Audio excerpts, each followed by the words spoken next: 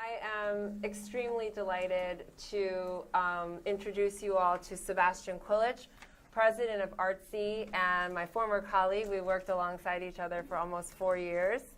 And Sebastian is really generous tonight to take time out of his insane schedule to come talk to us.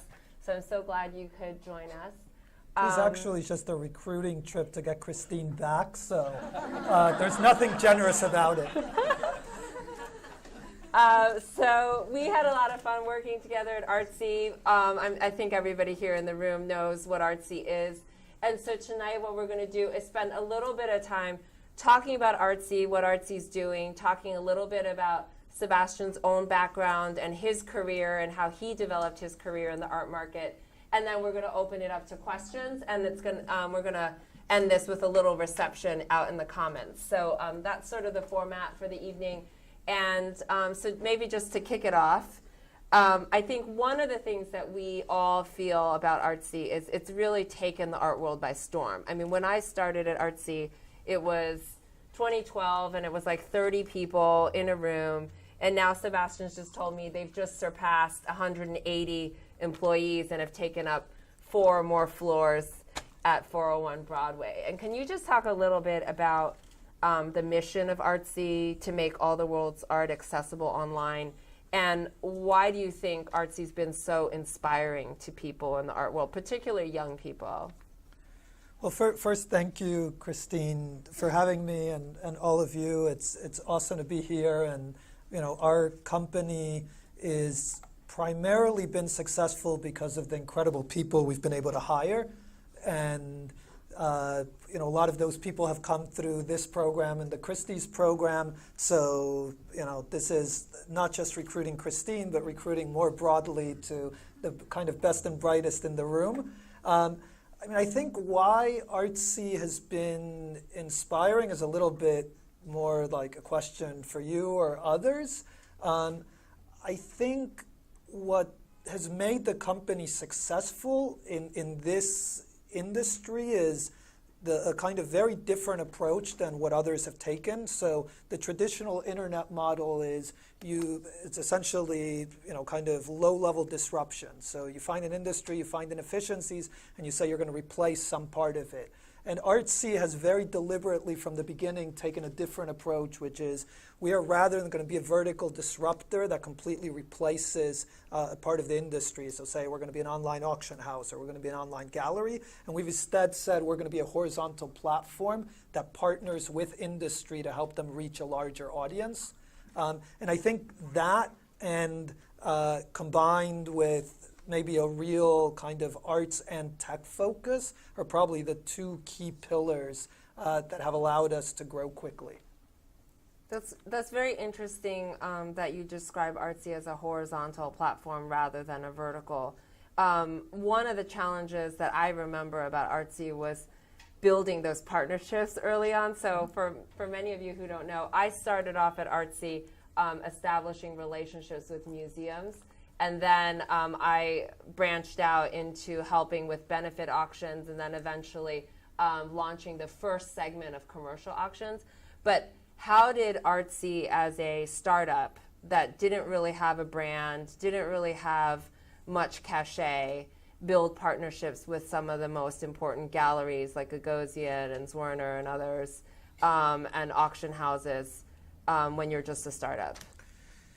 So I think certainly a lot of luck involved, but I think there is, at the beginning, it's a lot of conversations and kind of this idea. The early days, we were fortunate that we had one of our investors who introduced us to Wendy Murdoch and Dasha Zakova, and they were actually kicking around an idea to do an online arts magazine with Larry Gagosian, and we somehow convinced them that instead of launching this separate thing, they should invest in our totally unknown company at the time. And that was it was a double-edged sword. On the one hand, it absolutely put us on the map. in a somewhat obnoxious way, in that we had absolutely no product, and there was, we had this idea that by putting out the fact that Larry Gagosian and others were involved in the company, it would kind of get attention, which it certainly did. But we didn't anticipate how long it would take to actually have a product. And so we had probably a couple of years where you had, certainly this undercurrent of like, is this a lot of hype, but oh, I'm interested because there's a lot of people involved. And probably that air of mystery, I think, at the beginning helps to make a kind of crazy, audacious mission, like putting the art world online, slightly less threatening to people. Like, it's a little bit, if you're saying like we're going out and we're going to build from the beginning the largest marketplace for buying and selling art, I think that's a more threatening thing than and it was very genuine at the beginning. There was some idea that we would ultimately monetize it with people buying and selling art, but it really was very much about accessibility. And we began, as Christine knows as well as I do, having a lot of conversations with museum directors and with gallery owners and with auction houses, etc. And it was very much these like one conversation at a time. The art world is this super fragmented industry.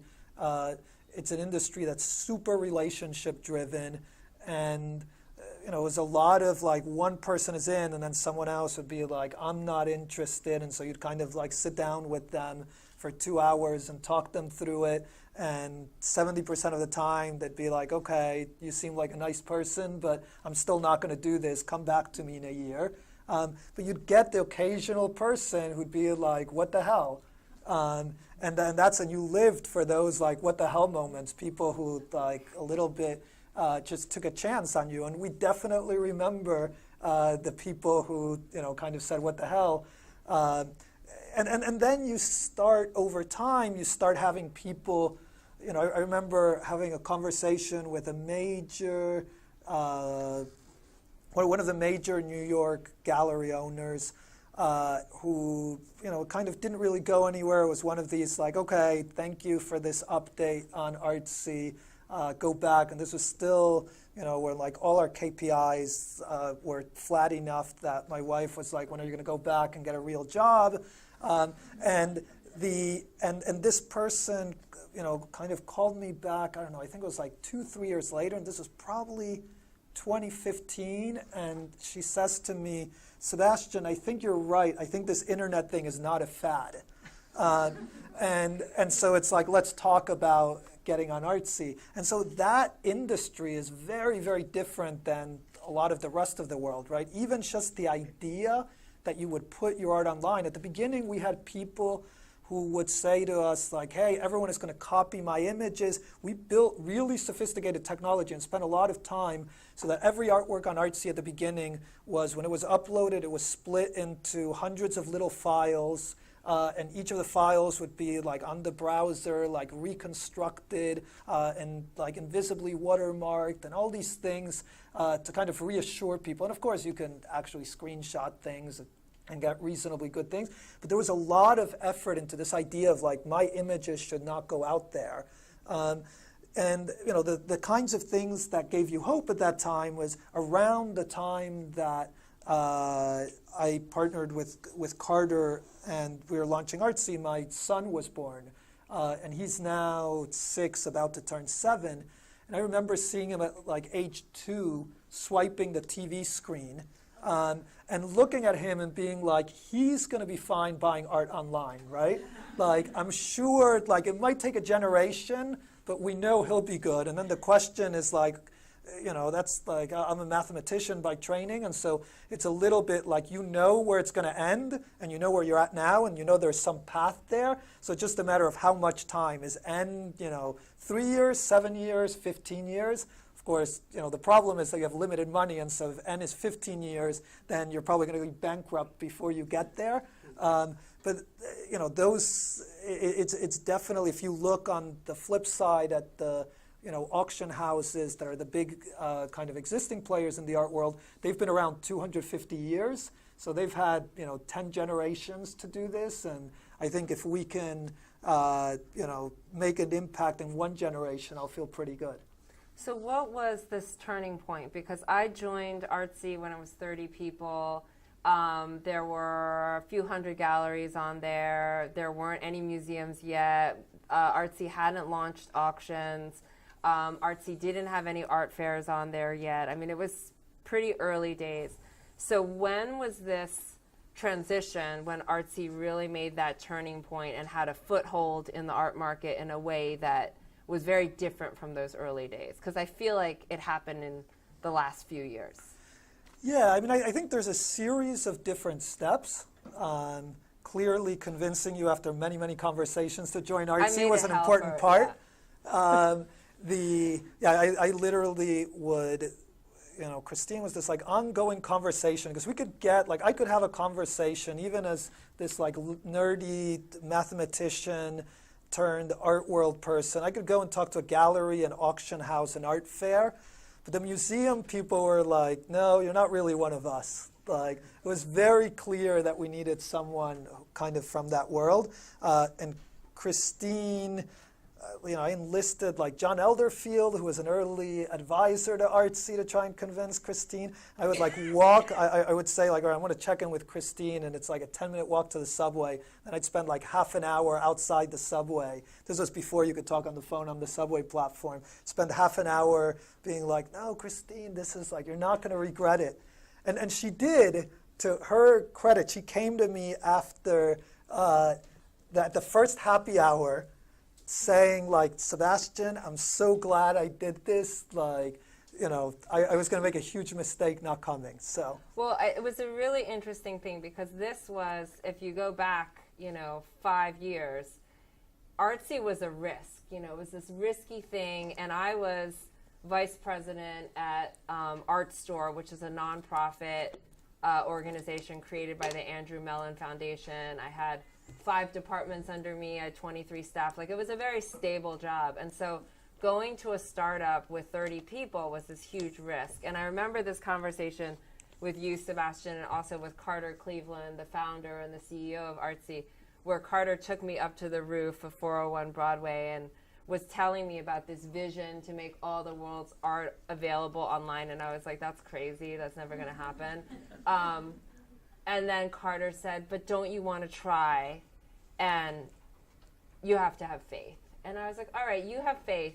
I'll just work for you, and let's see what happens. And so it happened because it was this combination of people who had faith and vision, and people who really wanted to have that faith and vision. And I really wanted that vision to happen, because I think what Artsy does, it's not only about, for me, it wasn't only about the commercial possibilities, but the educational possibilities. Because what happened was a lot of curators and scholars started using Artsy because it was the one place where you could, for example, do research on Robert Motherwell.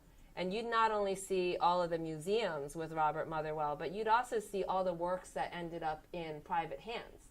So you'd get to see what was for sale. And we learned that the Daedalus Foundation, which is Robert Motherwell's foundation, they were using Artsy every day to assemble their catalog raisonné. So it was that combination, I think, that big vision that you and Carter had, as well as the board, to really unify the art world and make that information transparent. So we had some alumni speaking to us earlier before you got here about online and what the online platforms do to make the art world transparent. And that's really something that Artsy really spearheaded in some ways, I think.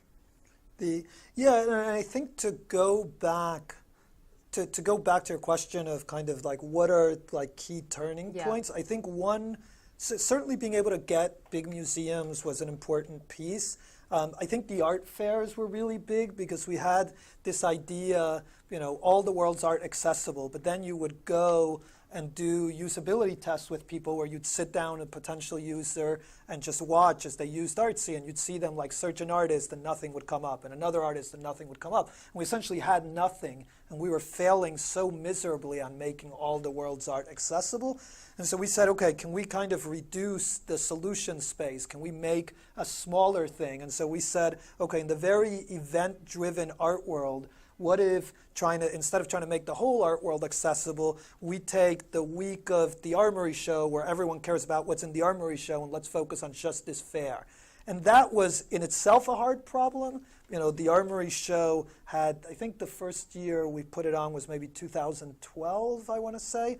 And the year before, they had partnered with another company, and they had gotten maybe a quarter of the exhibitors to give them like 5 or 6 works.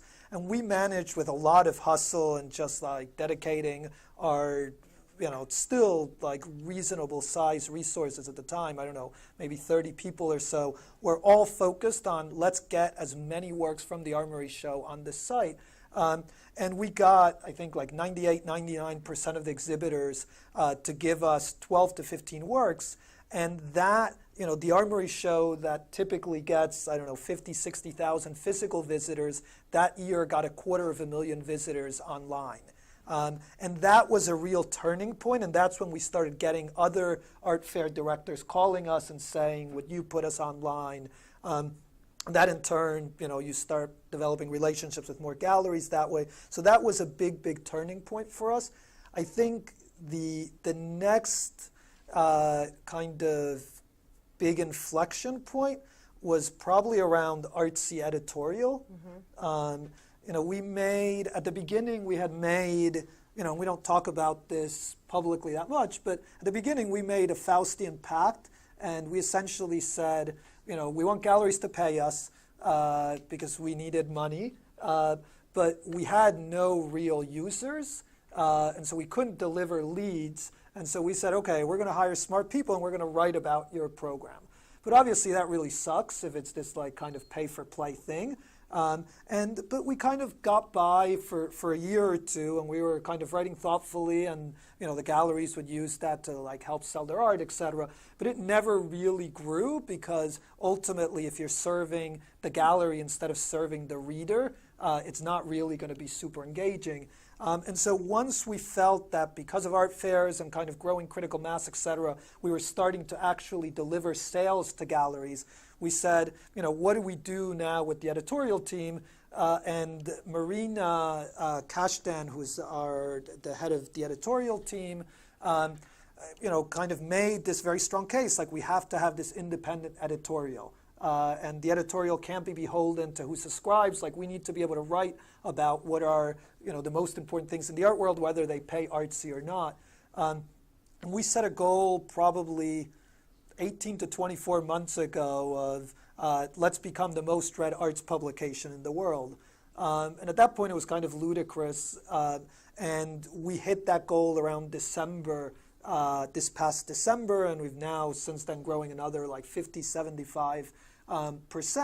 And I think that's been a huge, that's been a big step forward, because even if you are not a gallery subscriber, or even if you're not buying or selling on Artsy, there's pretty good chance that you are reading Artsy editorial.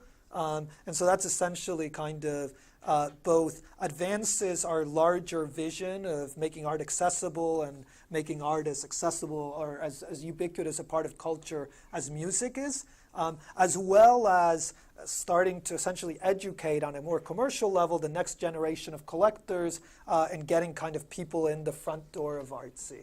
So I think that's a really nice segue, because I think almost everybody here probably is a reader of Artsy editorial and gets the emails and subscribes.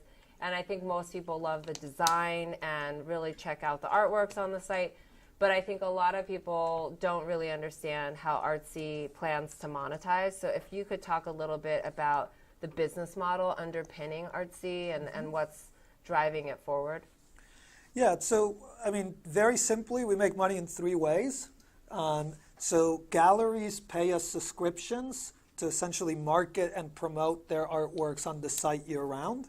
and we've got a couple of thousand galleries that pay us, and another 2,000 to 3,000 galleries that are in a freemium plan where they can exhibit around fairs, but not year-round.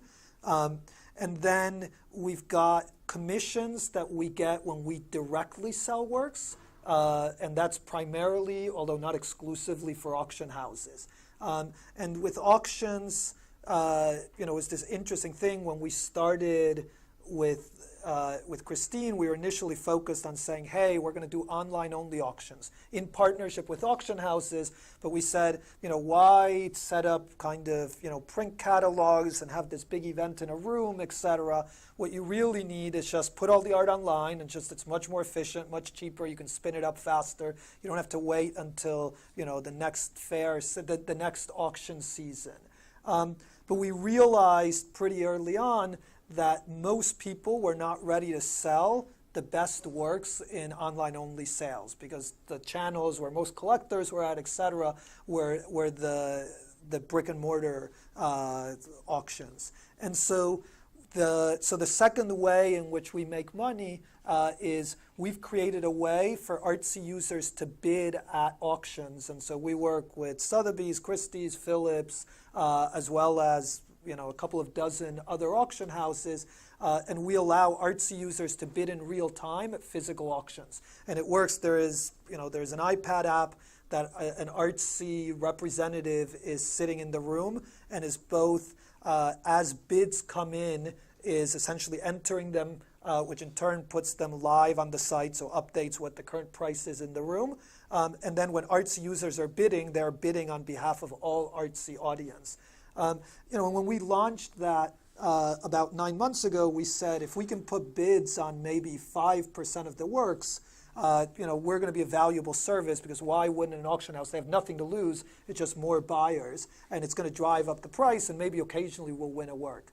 And in fact, when we launched the service, we were putting bids on 15 to 20% of the works and winning about 5% of the lots. And more recently, kind of this year to date, we're on average putting bids on a third of the lots in the auctions that we cover, and winning about 10% of the lots. So it's become this meaningful player. And if you go down to kind of smaller auction houses, right, there was a Heritage print sale a couple of weeks ago where I think we put bids on 70% of the lots and won 39% of them. Right, and ironically, now it's kind of gone back a year into allowing people to bid into live auctions. You have auction houses like Heritage, or even, I don't know if I'm allowed to say it, maybe, or even Phillips now, that are saying, let's do online-only sales, and to essentially, not replace their existing sales, but saying, wow, we just did an auction where 70% of the lots had bids online and 40% of the lots were won by the online audience. This online-only auction thing might make a lot of sense. And so I think that's really where the industry will go, where a lot more auctions are going to be online only, and they're going to be happening much more frequently than today. You'll still always have the evening sales, and even the day sales at the major auction houses. Absolutely makes sense that they should be kind of big marketing events, and you want that kind of pomp and circumstance.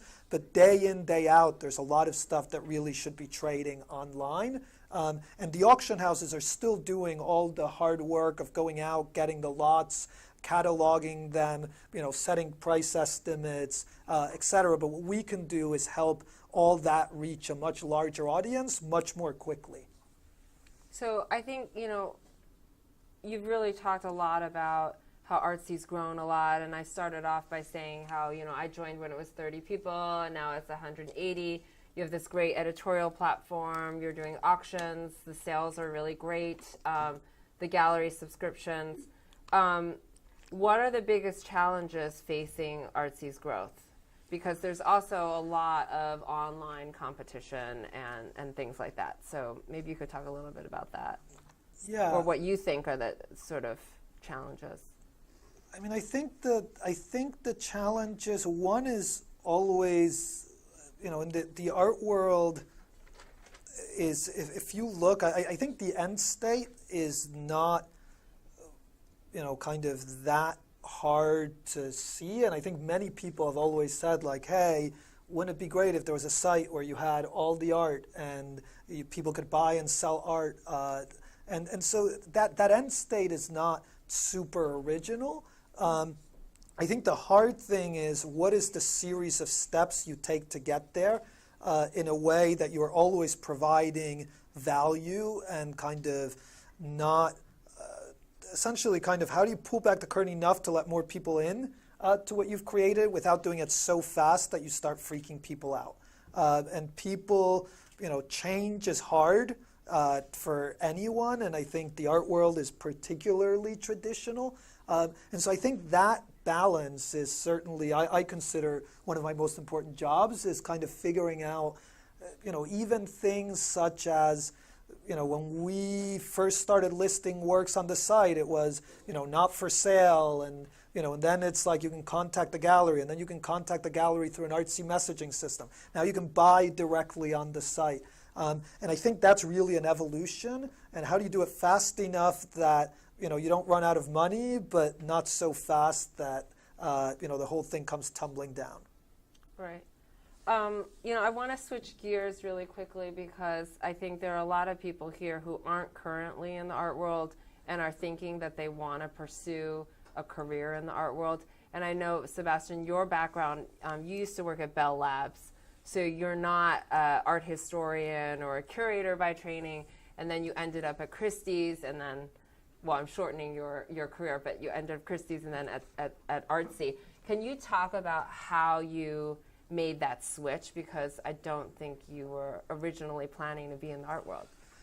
No, I definitely not. And I think with any kind of career, and especially I think the art world, the startup world is more tolerant of kind of more unusual backgrounds. And certainly, if I get a thoughtful, even at the size we're at now, if Carter or I get thoughtful emails from people who kind of give a compelling reason why, they should be here, we'll often write back or connect them with our recruiters, et cetera. And I think that just doesn't, in a lot of kind of more traditional companies, there is a certain okay, you have to have studied at this place or done this thing, et cetera. So I think that's broadly true in the startup world.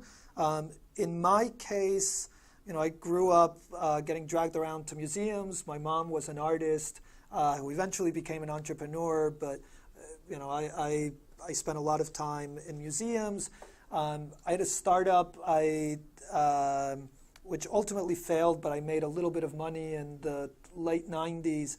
And when I did, I started an arts program in Buenos Aires, Argentina, which is essentially like an MFA program for high school students. And this was very much a philanthropic thing. I got to know people in the art world, but from the lens of, I would joke with my art dealer friends that I had a much harder job because they were offering them this rapidly appreciating asset in exchange for their money. I was just asking them for their money for no rapidly appreciating asset. But I kind of got to know that world, and a Christie's executive actually joined the board of the foundation of the school I started. And by that point, I was consulting to tech companies and finance companies, having left Bell Labs, and my only art client was Christie's. This executive convinced me, hey, you've started companies and you kind of think differently than other people I know. This person had been tapped to launch a private sales business and said, I don't really know how to start a business. I know kind of how to sell art. You know how to start a business. And so I joined Christie's to launch their private sales business. And really it was this kind of crash course, 24, 36 months in deeply understanding the commercial art world and getting to know a lot of the players there, et cetera. But still really missed the tech world and was actually kicking around ideas with some specialists and with the owner of Christie's about could we do is there an opportunity to do something in the online art space? but hadn't come up with any ideas that were sufficiently compelling or different from everything else that was going on. And I met Carter at this event that Columbia University organized, and I liked kind of two things about his idea. One was the idea of kind of the Art Genome Project as this organizing principle and this marketing principle to kind of organize and go after kind of getting all the world's art on one platform. And two, this idea that one of the kind of secret weapons would be that this would be an arts company that's really a tech company.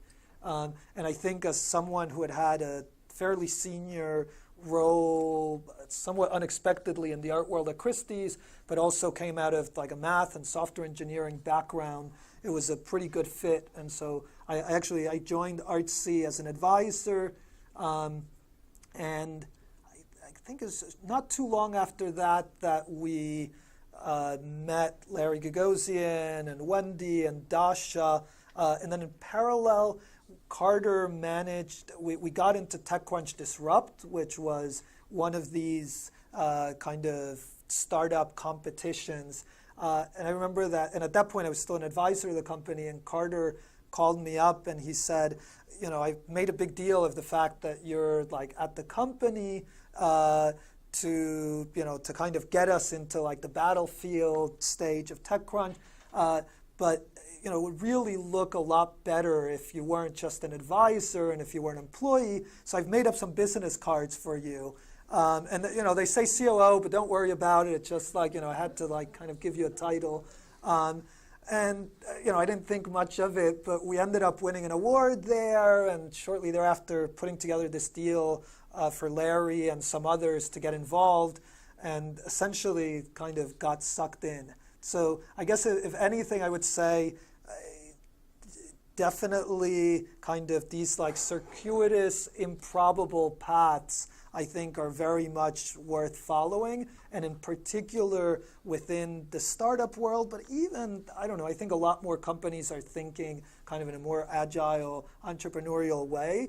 You know, don't be afraid to write a thoughtful letter to the CEO of a company. You'd be surprised. You're going to get a lot of letters, I think, Sebastian.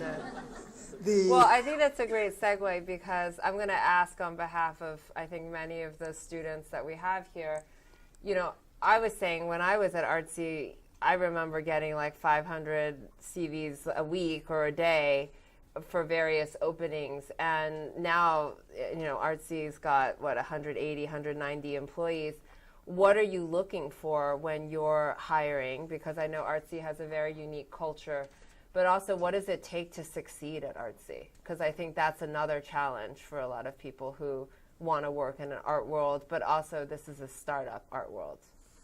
Yeah, I mean, I think first it's obviously people who are passionate about and aligned with our vision and our mission of accessibility, making you know, art a bigger part of culture. And it's really not lip service, and that's something. You know, I was with someone yesterday, and we're hiring a kind of very senior executive, and this person, our CTO, says to us, like, you know, this is like a good art person. And I'm like, DB, you know, that's not like a necessary qualification. He's like, yeah, but you know, you really want it. This is like a good, like someone who's really passionate about art. So I think that's one piece. I think another is really, you know, we have company values, and I would say probably kind of at the very top of that, a core value is art x science. So we really, really value, and that can be interpreted in many ways, but really people who have both kind of deep knowledge of the art industry, for example, but also, you know, kind of more technical, analytical backgrounds, or people who have this more like emotional ability to connect with people, but also are very analytical and strategic. And so that, you know, that can come in many forms, but I know, for example, these programs often attract people who are changing careers.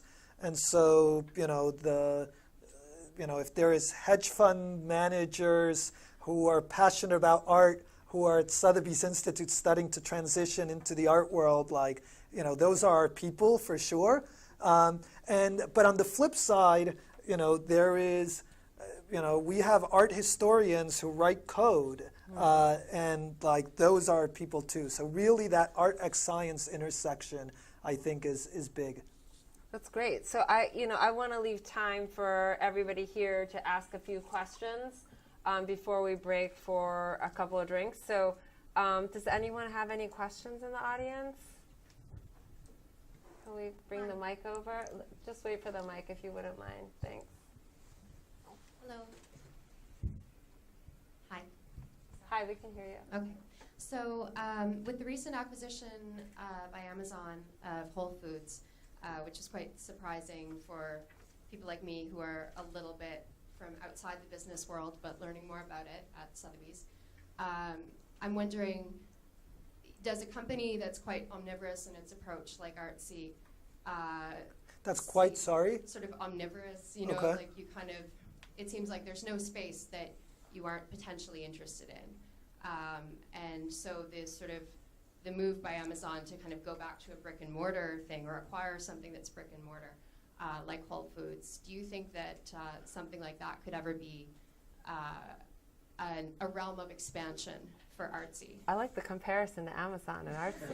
Yeah. So, sounds great. So I can put to rest, we're not going to buy Amazon. I think, we just made our first acquisition, actually, which is a small company called Art Advisor that was started, and this goes very much to the point I was making before, it was started by an MIT PhD data scientist and Lucas Werner, David Zwerner's son, to kind of think about how to measure the kind of cultural relevance of artists. And so, but that's a very targeted, where you're acquiring, it's primarily like an acqui-hire and then kind of some technology and IP around it. I think, on the one hand, I very much often say to people, when they're like, we should do this amazing thing, and I'll say, rather than no, it's like a question of when, not if. And so there is a lot of things that we think should be part of kind of an online arts platform. On the other hand, I think focus is super critical, and I think now we kind of have the key pieces. And I think it's around how do we create a better experience around that, right? Right now, and the types of questions we ask ourselves are, should we allow people to, purchase shipping through Artsy, or should we, should we offer insurance? Should we offer art financing? So it's, that's one, and then I think a couple of other buckets of potential areas for expansion are what other categories we should be in. So we've started experimenting with design, and but I think those, kind of how far afield do you go? And then kind of geographic expansion. So, we've just created subsidiaries in UK and Germany. We're starting, we've got a handful of people in Asia. So, yeah, those are, I guess, some of the areas we're thinking about. Great question. Any other questions? Hi, thank you very much. So I know that one of your visions for Artsy is to build the largest online art platform. So I'm wondering how you're thinking about expanding, for example, into the commercial art world in other countries. So I think one thing is the art world is inherently very global. What I mean by that is, if you're buying commodity goods like this cup, it doesn't matter who you buy it from, so long as you get it fast and cheap. It can be a local store, or it can be Amazon, or Instacart, it doesn't matter. But if you're buying a unique work of art, right, if I want to buy a unique David Hockney work, I probably, as a collector, want to see the global supply of all the unique David Hockney works. So local kind of companies that just say have access to the New York City David Hockney works are not really going to fulfill the customer need.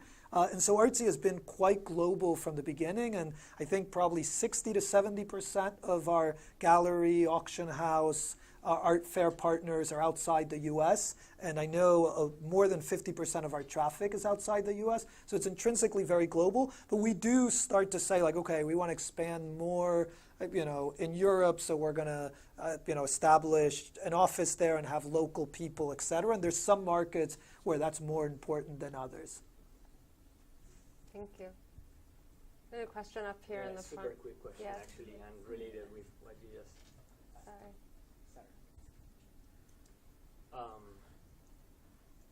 Which countries in Europe are you plan to expand? Wait, which countries in Europe we plan to what? To expand? To expand, right. As we have. I don't know, I'm just very curious about that. Yeah. It's a very specific question. Yes, so I mean, we have content partners. So we have gallery, fair, auction house partners. I expect probably in every country in Europe. We have offices in the UK and in London and Berlin. I don't know that we'll establish offices in other places in kind of the near future, but we will.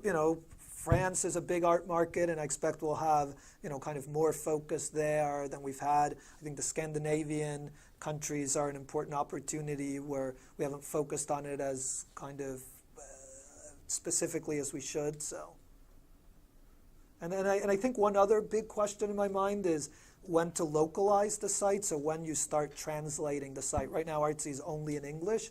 And I think that's a missed opportunity. And again, it's kind of how do we prioritize our resources? And what about Latin American, if I can ask? Yes, it's great. We don't have people there, but we have a lot of Spanish-speaking people on the team, including I'm from Buenos Aires, actually. And so I would love to have, and we work with some great Latin American fairs from Artsy in Buenos Aires to Sonamaco in Mexico, and great Latin American galleries as well. It's certainly an area that I would like to have more focus on, and I guess stay tuned. Thank you. Thank you. There was a question over there. So both of you were explaining how Artsy in the beginning was new and almost like risky and perhaps like uncomfortable to some people in the art world. So I was just wondering, like today, what are the ideas or companies that you feel are at this stage or emerging and that are like kind of piquing your interest as like there is something there that's going to become big and but that's still like Within the art space or more actually, broadly? Perhaps more broadly, perhaps. I was thinking of the art space, but if you have something else that's around the I think in the art space, one, like Art Advisor, and that's why we bought them. I think they're doing something really, really thoughtful and really, really unique. I love Saatchi Online. I think that they are, they've been around a long time, but I think they serve a real need for kind of a certain band of artists. What else in this space? I look a lot at kind of what other technologies might be interesting within the context of Artsy, right? So for example, there's a lot of how do you use blockchain technology to authenticate things? And could provenance be done as kind of part of blockchain? Another area, I think AR and VR are obviously big areas. We've just put out our first 360 VR films around the Venice Biennale, and but what is the kind of more mass consumer experience around AR? I think that's going to be an important question.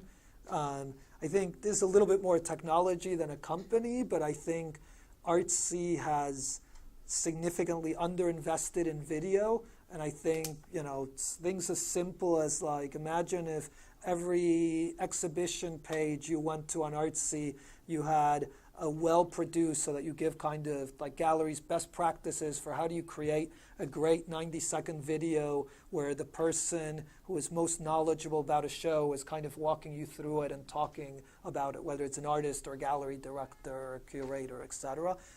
So I think there's a lot of areas for kind of exploration. And Max, you had a question?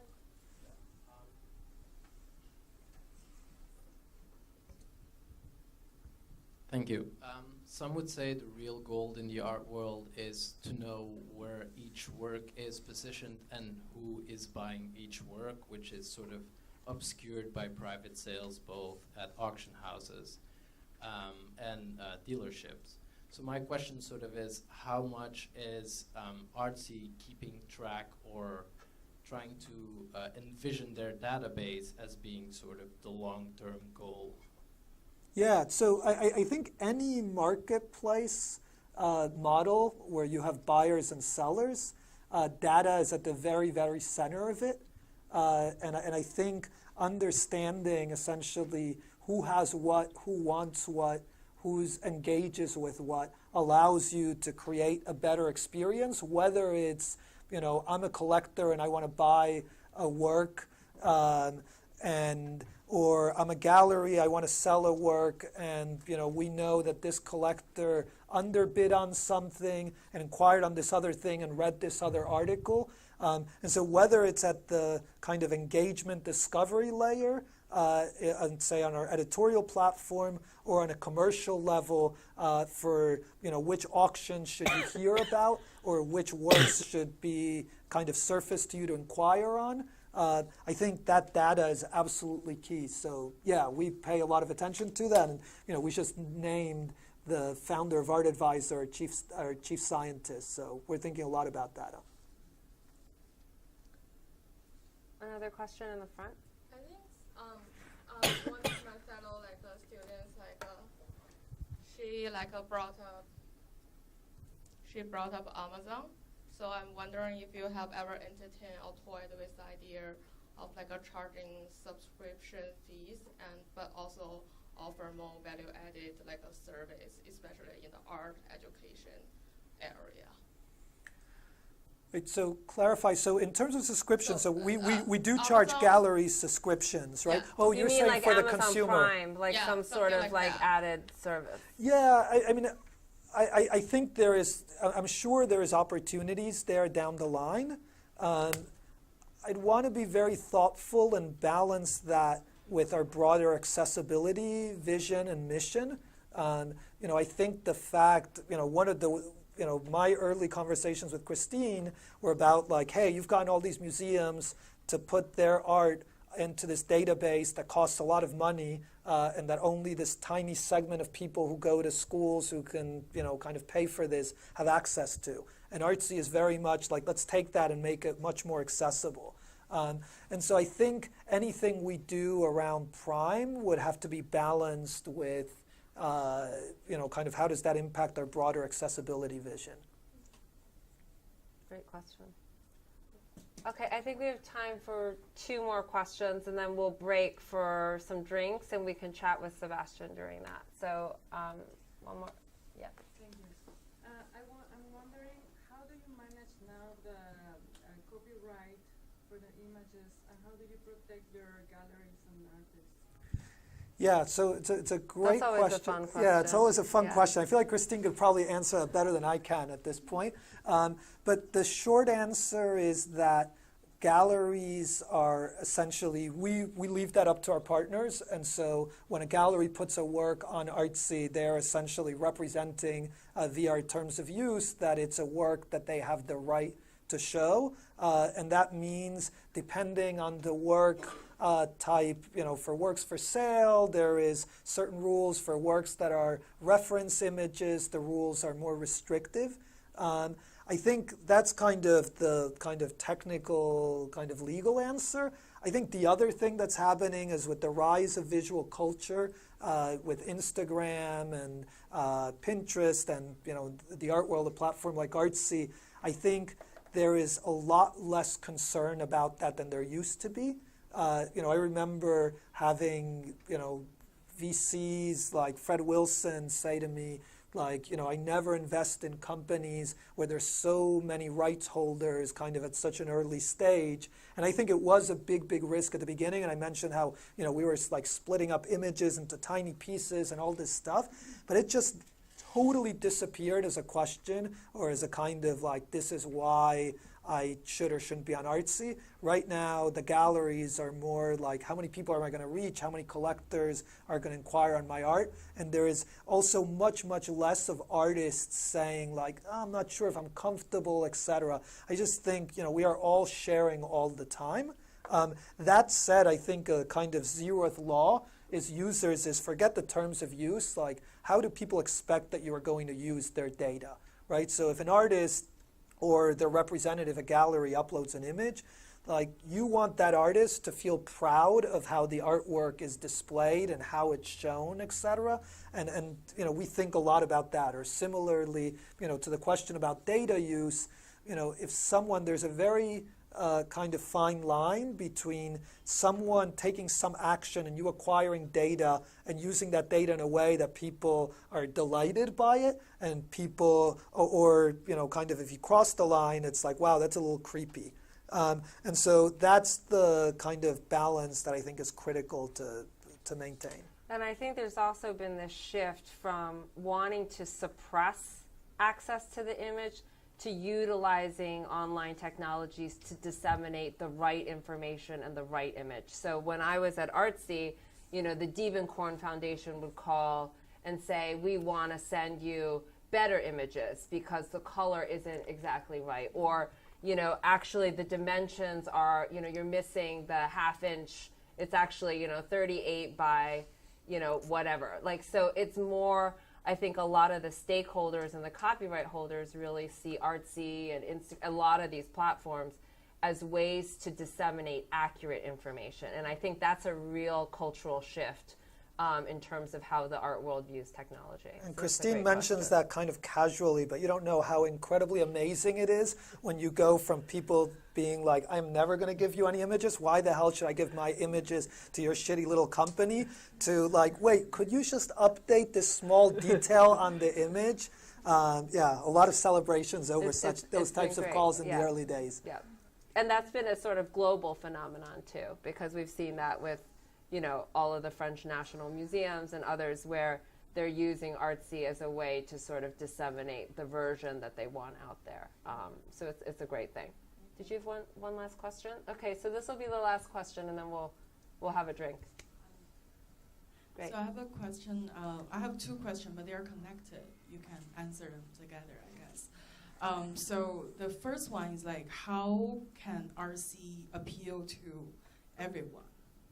And the second question is like, how can Artsy being effectively appeal to each segment of the customers or the viewers? Yeah. I feel like this is a kind of board meeting level question. I think that maybe to give a slightly more serious answer, I think we do segment our audience, and I think if you look at kind of the broadest audience, it's very much our editorial team that engages with millions of people a month. And as you go down kind of the more commercial funnel, it becomes much more targeted at, okay, well, who are the, next step down, okay, people who can afford to buy art but don't yet buy art, who are people who actively buy art today, who are people on Artsy, and what are the ways that we can get them to buy art more regularly. But yeah, you should come to a board meeting, and those are the kinds of questions we have. Great. Well, thank you, Sebastian. This was great fun. Thank